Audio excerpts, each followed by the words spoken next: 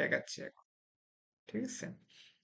তো famous, famous মানে হচ্ছে বিখ্যাত, এস্টিম বিখ্যাত, পপুলার জনপ্রিয় বা বিখ্যাত, নোটেড মানে খ্যাত বা বিখ্যাত, নোটেড ফর মানে বিখ্যাত, বা রিপুটেশন ফর মানে খ্যাতি বা বিখ্যাত, রিগার্ড ফর বিবেচিত হওয়া মানে বিখ্যাত, রিমার্কেবল উল্লেখযোগ্য মানে বিখ্যাত, রেসপেক্ট ফর রেসপেক্টেড ফর বা রেসপেক্ট ফর মানে হচ্ছে সম্মানিত বা বিখ্যাত, রিনাউন্ড ফর মানে হচ্ছে সুপরিচিত বা বিখ্যাত, কোয়ালিফাইড ফর অনেক গুণে গুণান্বিত বা বিখ্যাত, কম্প্যাটেন্ট ফর বিখ্যাত, ফিট ফর যোগ্য বা বিখ্যাত, সুইটেবল টু যদি কোনো ভার্ব থাকে তখন সেটাকে ফাইন কি করতে হয়, ইনফিনিট করতে হয়, এই জন্য সুইটেবল পরে টু হতে পারে। আবার যখন নাউন থাকবে তখন ফর বসবে, সুইটেড ফর টু। তার মানে তোমরা দেখতেই পাচ্ছ কোন কোন ক্ষেত্রে ফর বসে। ফর বসে হচ্ছে তোমার যেখানে তোমরা দেখবে যে বিখ্যাত বা খ্যাতি রয়েছে এরকম ক্ষেত্রে সবসময় ফর বসে। তো তোমাদের জন্য একটু যাতে তোমরা সহজে মনে রাখতে পারো এর জন্য আমি তোমাদের জন্য একটা ট্রিক্স দিয়ে রাখতে পারি। ধরো আমি একটা টেক্সট বুক নিয়ে নিই এখানে। হুম এখানে নিয়ে আমি তোমাদের জন্য দিতে পারি যে, দাঁড়াও এটা আসছে। হ্যাঁ, অ্যাডজেক্টিভ। ওকে, এটা বাংলাতে রয়েছে, আমি এটাকে ইংলিশে একটু করে নিতে হবে। গুড। এখন আমি নিচ্ছি অ্যাডজেক্টিভ, আবার এটা স্মল অ্যাডজেক্টিভ প্লাস কি হয়, ফর বসে। অ্যাডজেক্টিভ প্লাস ফর হতে পারে, অ্যাডজেক্টিভ প্লাস অব হতে পারে, ঠিক আছে? তবে এইখানে বিখ্যাত অর্থে সবসময় কি বসেছে, ফর বসেছে। আমি এটাকে একটু ব্যাকে নিয়ে নিই। গুড। এখন এটাকে একটু ছোটখাটো করে ফেলি। এটাকে তো আমরা পেছনে নিলাম, তারপর এটা এরকম হলো কেন? ব্রিং র‍্যাপ টেক্সট, হ্যাঁ, দাঁড়াও র‍্যাপ টেক্সট আমরা দেখি কোথায়। গুড, এই যে র‍্যাপ টেক্সট, তারপরে বিহাইন্ড টেক্সট। হ্যাঁ, এখন হয়তো ঠিকঠাক মতো আসবে। অ্যাডজেক্টিভ প্লাস ফর, আগে আমরা বলছিলাম অ্যাডজেক্টিভ প্লাস কি হয়, অ্যাডজেক্টিভের পরে আমাদের অব বসতে পারে। তবে এখানে ফেমাস বা খ্যাত হতে সবসময় অ্যাডজেক্টিভের পরে সেখানে ফর বসে, ঠিক আছে? খ্যাত বা বিখ্যাত হওয়া অর্থে ফেমাস তোমরা দেখছো। এখন আমরা 20 নম্বরে যাই। 20, 20 তে কি রয়েছে আমাদের? 20 তে রয়েছে কোনো কিছু থেকে মুক্ত হওয়া অর্থে, মুক্ত হওয়া অর্থে সবসময় প্রিপজিশন ফ্রম বসে। যেমন কনসিল ফ্রম কোনো কিছু থেকে লুকানো বা মুক্ত হওয়া, ডিফেন্ড ফ্রম প্রতিরোধ করা, এসকেপ ফ্রম কোনো কিছু থেকে রেহাই পাওয়া, মুক্ত পাওয়া, এক্সাম্পট ফ্রম, এক্সাম্পট শব্দটা হচ্ছে রিলিজড বা মুক্ত হওয়া, ফ্রি ফ্রম কোনো কিছু থেকে মুক্ত হওয়া, রিকভার ফ্রম রোগ থেকে মুক্ত হওয়া, সেফ ফ্রম কোনো কিছু থেকে মুক্ত হওয়া, সেফ ফ্রম নিজেকে রক্ষা করা কোনো কিছু থেকে, সিকিউর ফ্রম কোনো কিছু থেকে নিজেকে নিরাপদ করা। তার মানে তোমরা বুঝতে পারছো কোনো কিছু থেকে মুক্ত হওয়া, নিরাপদ হওয়া, লুকানো অর্থে সবসময় প্রিপজিশন ফ্রম বসে। এটা গেল আমাদের 20। তারপর আসলো আমাদের 21। Good.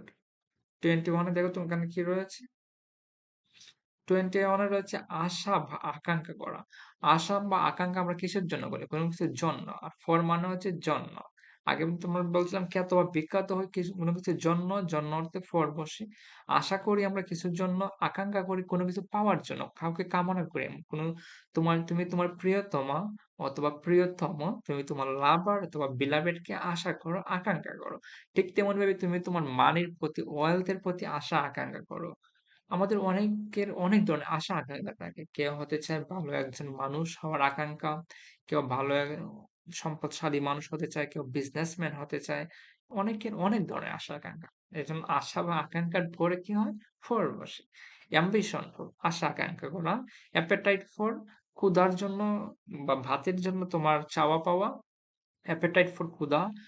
Aptitude for, beg for মানে কারোর কাছে ভিক্ষা চাওয়া।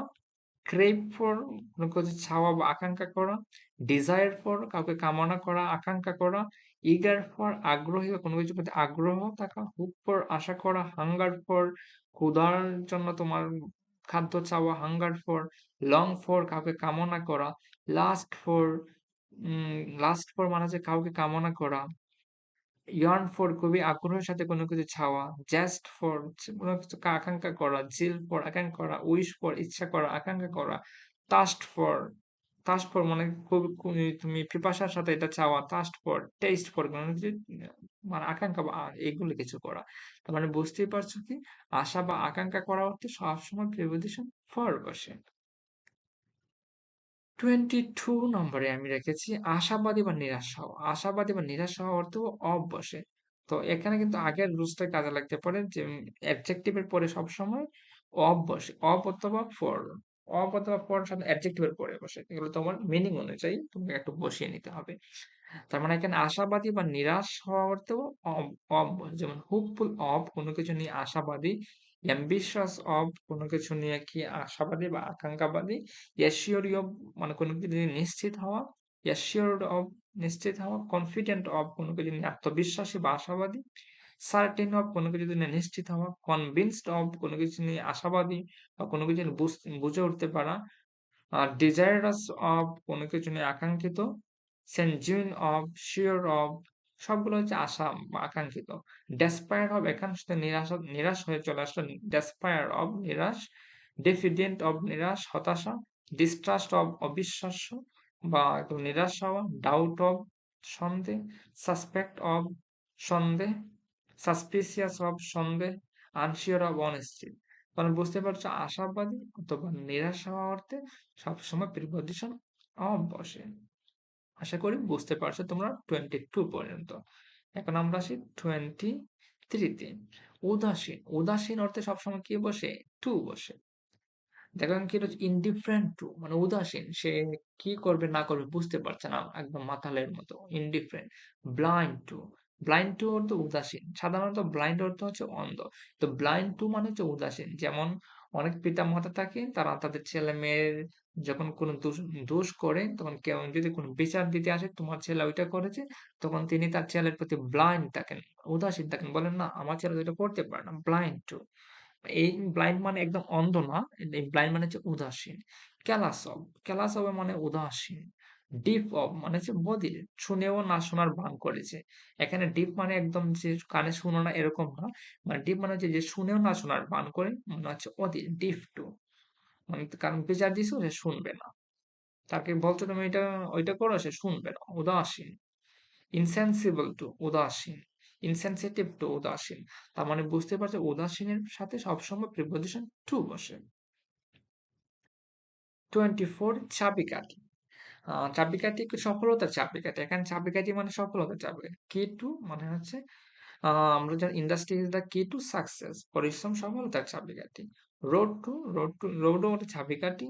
Road map to, refer to মানে হচ্ছে কাউকে রেফার করা, অ্যালিউড টু মানে রেফার করা, ক্লু টু মানে হচ্ছে কোনো ইশারা দেওয়া বা চাবিকাঠি দেওয়া, মানে এটা তোমার সংকেত দেওয়া। তার মানে চাবিকাঠি অর্থে সবসময় প্রিপজিশন টু বসে। 24 এটা হবে 25। ঠিক আছে। পরিহাস করা, লাফ এট তোমরা জানো মানে হচ্ছে কাউকে হাসি তামাশা করা, সাইল এট হাসি তামাশা করা, জিয়ার এট কাউকে নিয়ে মস্করা করা, ফ্রাউন এট মস্করা করা, স্নেয়ার এট কাউকে নিয়ে তামাশা করা, রেইল এট সবগুলোর তো পরিহাস করা, হাসি তামাশা করা। আর এগুলোর পরে সবসময় এট বসে। ঠিক আছে, তারপরে আমরা আসলাম 26 এ। হ্যাঁ, 26। 26 এখানে তাকানো, তাকানো অর্থে সবসময় অ্যাট বসে। যেমন লুক অ্যাট মি আমার দিকে তাকাও, গ্ল্যান্স অ্যাট দ্য গার্ল মেয়ের দিকে একদম তাকিয়ে থাকা, স্টিয়ার অ্যাট মানে হচ্ছে একদম তাকিয়ে থাকা। তাকানো অর্থে সবসময় কি অ্যাট বসে। তারপরে আসলাম আমরা 27। সীমাবদ্ধ, সীমাবদ্ধ অর্থে সবসময় টু বসে। যেমন limited to, limit to, confine to মানে আবদ্ধ করা, সীমাবদ্ধ করা। তারপরে আমরা আসলাম শোক করা মানে দুঃখ প্রকাশ করা। দুঃখ প্রকাশ আমরা কিসের জন্য করি? কোনো কিছুর জন্য। এজন্য শোক করা অর্থে পর বসে। mournful টু কোনো কিছুর জন্য শোকার্ত। lament for কোনো কিছুর জন্য শোক করা। repentance for কি পরিতাপ করা, দুঃখ করা। সবসময় দুঃখ করা, শোক করা, বিলাপ করা অর্থে প্রিপজিশন for বসে। এবার 28। তারপরে আমরা আসলাম 29। অ্যাটন ফর মানে দুঃখ করা, এগুলো করা। তারপরে আসলাম 29। 29 আমি কি রেখেছি তোমরা একটু দেখো, সেবা করা বা দয়া দেখানো অর্থে অন বসে, বা সার্ভ করা, পিটি অন কারোর উপর দয়া দেখানো, তাকে সহায়তা করা, সার্ভ করা। স্মাইল অন মানে সেবা করা, দয়া দেখানো। অ্যাটেন্ড অন মানে সহযোগিতা করা বা দয়া দেখানো। ওয়েট অন মানে সেবা করা। সেবা করা অর্থে সবসময় কি বসে? অন বসে। তারপরে আসলাম আমরা 30 তে। প্রেফার টু, হ্যাঁ এখানে প্রেফার এর পরে সবসময় টু বসে। দুইটা জিনিসের মধ্যে তুলনা করতে আমরা সাধারণত দেন বসে, কিন্তু প্রেফার এর পরে সবসময় টু বসে, এটা মাথায় রাখবে। Prefer to, I prefer coffee to tea, আমি চায়ের থেকে আমি কফিটাকে বেশি পছন্দ করি। দুইটার মধ্যে কম্পারিজন, কিন্তু প্রেফার থাকবে তখন টু বসবে, অন্য ক্ষেত্রে দেন বসে। Prone to, preferable to, partial to বা টুয়ার্ডস, এগুলো অর্থে সবসময় টু বসে। বিরত থাকা, বিরত থাকা কোনো কিছু হতেই তো আমরা বিরত থাকি, এই জন্য বিরত থাকা অর্থে সবসময় ফ্রম বসে। যেমন অ্যাবসেন্ট ফ্রম, কোনো কিছু থেকে বিরত থাকা। অ্যাবস্টেন ফ্রম বিরত থাকা। অ্যালো ফ্রম দূরে থাকা বা বিরত থাকা। অ্যাপার্ট ফ্রম দূরে থাকা বা বিরত থাকা। এলিমিনেট ফ্রম কোনো কিছু থেকে বাদ দেওয়া বা দূরে থাকা। এক্সক্লুড ফ্রম এটা থেকে ইনক্লুড না থেকে এটা বাহিরে থাকা বা দূরে থাকা। হিন্ডার ফ্রম দূরে থাকা। প্রিভেন্ট ফ্রম প্রতিরোধ করা বা দূরে থাকা। রেস্ট্রেইন ফ্রম দূরে থাকা। প্রহিবিট ফ্রম মানে হচ্ছে যেগুলো নিষিদ্ধ জিনিস থেকে তুমি দূরে থাকা। রিফ্রেন ফ্রম দূরে থাকা। ডিবার ফ্রম দূরে থাকা। ডিফার ফ্রম দূরে থাকা বা পার্থক্য। ডিস্টিং ফ্রম সবগুলো অর্থ একই, সবগুলো অর্থ হচ্ছে বিরত থাকা। বিরত থাকা অর্থে সবসময় ফ্রম বসে। তারপর আসলো 31 সন্তুষ্ট। সন্তুষ্ট অর্থে সবসময় কি বসে? যখন কোনো অবজেক্টের সাথে থাকবে, বস্তুর সাথে থাকবে, তখন এন্ড, এবং ব্যক্তি থাকলে তখন বসবে উইথ। কন্টেন্ট এন্ড কোনো কিছু নিয়ে সন্তুষ্ট থাকা, কোনো ব্যক্তির সাথে থাকলে তখন বসবে উইথ। ডিলাইটেড সন্তুষ্ট। ডিসগাস্টেড হতাশ। সন্তুষ্ট বা অসন্তুষ্ট দুইটাই আমরা বসাতে পারি, সন্তুষ্ট অথবা কি অসন্তুষ্ট। আবার ল্যাঙ্গুয়েজটাকে ঠিক করতে হবে, আমার ইউনিকোডই আসতে হবে। ওকে, দাঁড়াও, অসন্তুষ্ট কি বলছিলাম? অসন্তুষ্ট, অসন্তুষ্ট, মূর্ধন্য স, অসন্তুষ্ট। অসন্তুষ্ট বা অসন্তুষ্ট অর্থে এট অথবা উইথ। এট বসে অবজেক্টের ক্ষেত্রে, পার্সনের ক্ষেত্রে উইথ। ডিসগাস্টেড হতাশ। ডিসগাস্টেড এট বস্তুর অবজেক্টের সাথে, পার্সনের সাথে হইলে উইথ। ডিসপ্লিজ অসন্তুষ্ট। গ্ল্যাড মানে হচ্ছে সন্তুষ্ট। তারপরে দেখো কি আসলে, হ্যাপি। হ্যাপি অর্থ সুখী, সন্তুষ্ট প্লেজড সুখী, স্যাটিসফাইড আনহ্যাপি, এনরিচড। সন্তুষ্ট অসন্তুষ্ট অর্থে সবসময় কি বসে? এট অথবা উইথ বসে। যাত্রা করা মানে কোনো কিছু লিভ করা, যাত্রা করা, কোনো কিছুর উদ্দেশ্যে রওনা করা। সেট আউট ফর মানে কোনো কিছুর জন্য যাত্রা করা। লিভ ফর, লিভ মানে হচ্ছে কোনো কিছু ছেড়ে অন্য জায়গায় যাওয়া, কোনো কিছুর দিকে যাত্রা করা, leave for. Bound for, make for, start for সবগুলো অর্থ যাত্রা করা। তারপরে আসলো মিল অমিল। মিল অমিল অর্থ মিল অথবা অমিল অর্থে যে সময় টু বসে, যেমন সিমিলার টু, কমন টু সবগুলো অর্থ মিল। ফ্যামিলিয়ার টু পরিচিত বা মিল। রিলেটেড টু মিল। রিলেভেন্ট টু প্রাসঙ্গিক বা মিল। ডিসিমিলার টু অমিল। অপোজিট টু বিপরীত। অ্যাডভার্স টু বিপরীত। কন্ট্রাস্ট টু বিপরীত। এক্সেপশন টু সবগুলো একটা বিপরীত। তার মানে দেখতে পাচ্ছ কি মিল এবং অমিল অর্থে কি বসে? টু বসে।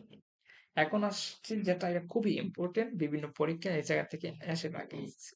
সিনিয়র এবং জুনিয়র এগুলো হচ্ছে ইংলিশ ওয়ার্ড নয়, এগুলো সম্ভবত ল্যাটিন কিছু ওয়ার্ড।